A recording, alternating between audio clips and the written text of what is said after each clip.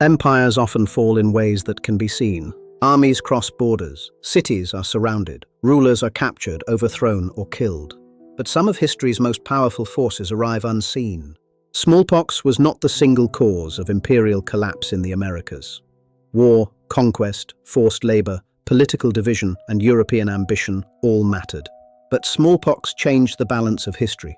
It moved through communities with no previous exposure to the virus. It weakened rulers, armies, families, and systems of government.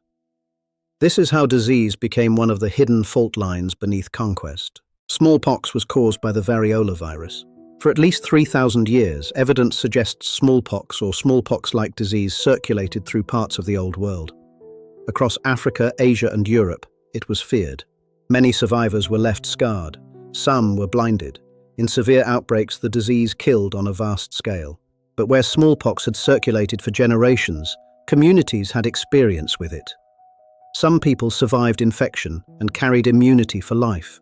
Across the Atlantic, the situation was different. Before sustained European contact, there is no clear evidence that smallpox existed among the peoples of the Americas. When Europeans crossed the ocean, they brought more than steel, horses, and gunpowder. They brought diseases, and among them, smallpox would become one of the most destructive. In 1519, Hernan Cortes entered the world of the Mexica, often called the Aztecs.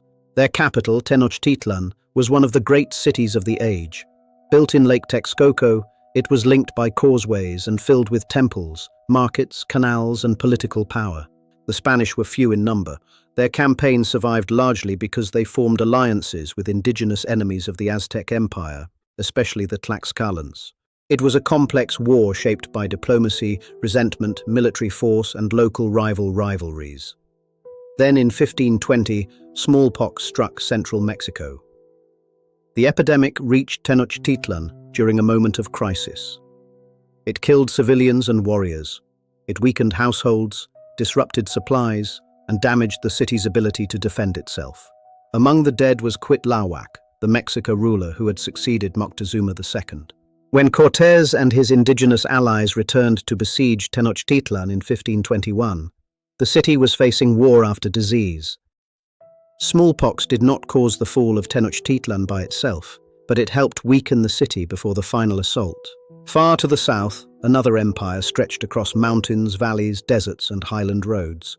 The Inca Empire, known as Tawantinsuyu, was one of the largest political systems of its age, held together by roads, labor obligations, storehouses, military power, and imperial administration.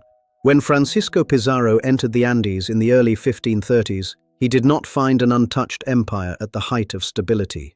He found a world already shaken. Evidence suggests epidemic disease had reached parts of the Andes before the main Spanish conquest. Smallpox is often named as the likely cause, but the exact disease remains debated. The Inca ruler Huayna Capac died before Pizarro's conquest. Many accounts also connect the death of his intended heir with epidemic disease. The result was a dangerous succession crisis. Huáscar and Atahualpa became locked in a civil war that divided the empire from within. By the time the Spanish arrived, Atahualpa had won, but the empire had been damaged by disease, war, and political fracture. Pizarro's men exploited that instability. Again, disease did not conquer the Inca Empire by itself, but it may have weakened the imperial structure before the Spanish struck. Smallpox attacked more than the body. It attacked systems. When enough people became sick at once, fields went untended. Messengers stopped moving. Armies lost fighters. Families lost caregivers. Leaders died alongside ordinary people. In imperial societies where authority depended on ceremony, tribute, communication, and visible power, sudden mass death could become a political disaster. European conquerors benefited from this catastrophe even when they did not fully understand or control it. Smallpox moved through contact, vulnerability, and chance. It could travel faster than armies and reach places before conquest itself. In that sense, disease became an advance force of empire. Smallpox continued to devastate indigenous communities across the Americas for generations, alongside colonization, forced labor, displacement, and violence. The demographic losses were immense, though exact numbers remain debated.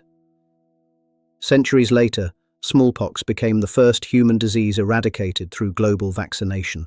In 1980, the World Health Organization declared smallpox eradicated.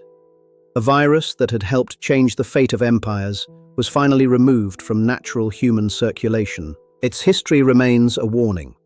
Civilizations do not fall from one cause alone. They fracture under pressure. War exposes weakness. Politics deepens division. Conquest brings violence. And sometimes, the smallest force of all changes the course of the world. Smallpox was invisible to the empires it entered, but the fault line it opened was impossible to ignore. Subscribe to Fault Lines of History for more documentaries about the pandemics, wars, disasters, and turning points that changed civilization. And if this documentary helped you see history differently, hit the like button so we know you want more stories like this.